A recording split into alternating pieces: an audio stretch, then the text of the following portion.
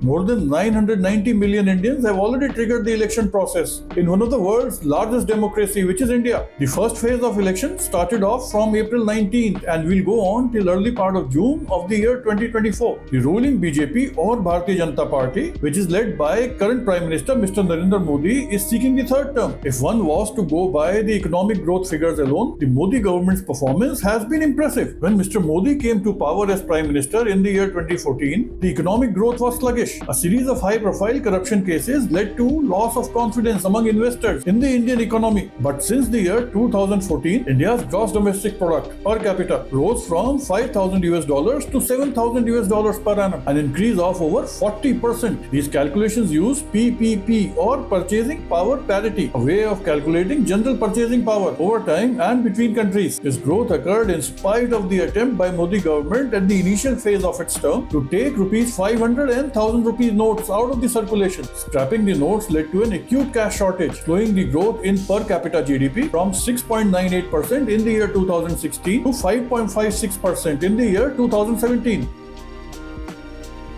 According to International Monetary Fund, Indian economy is projected to grow at a rate of 6.5% in the year of 2024. That is higher than China's projected growth rate of 4.6% and exceeds that of any other large economy. The UK's economy, for example, is going to grow at a rate of 0.6% in the year 2024.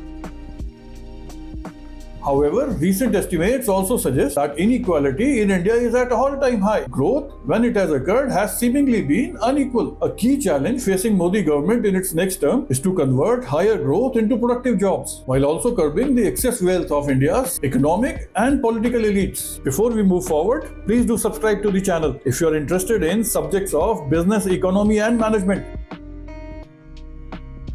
There is another set of analysts who question the economic growth claims, calling it as all smokes and mirrors. India's economic performance is hard to assess, as Government of India has not published any official data on poverty and unemployment since the year 2011. This has led analysts to use alternate data sources that are not as reliable as the large and nationally representative consumption and employment surveys of Indian government statistical agencies. As a consequence, one gets very wildly varying estimates of poverty. Less than 2 months before the elections, Government of India released a fact sheet that suggests that poverty in India has dipped to historic low. The results were based on a large consumption survey carried out by Government of India, but the actual data behind government's estimates has not been released. This results in carrying out independent analysis and study to be a big challenge. The lack of transparency with data has led to a situation where nobody actually knows what the true estimates of poverty and inequality are. Do mention in the comments what is your view about the growth numbers and economic situation prevailing in India.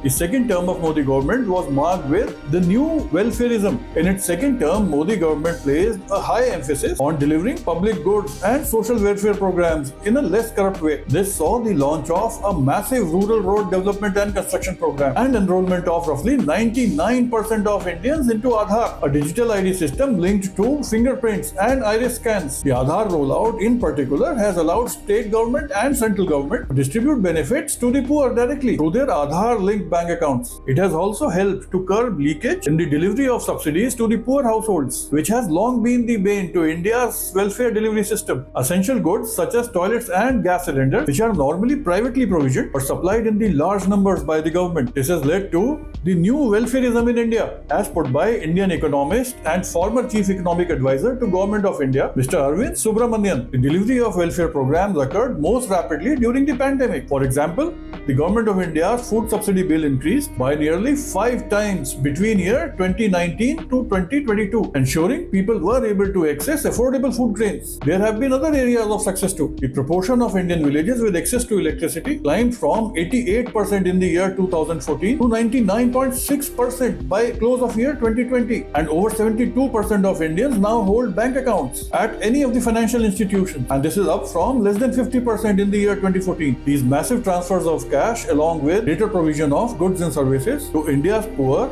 have led to an increased popularity of current BJP government, especially amongst the marginalized and rural population. Historically, these groups have tended to vote for the opposition Congress party.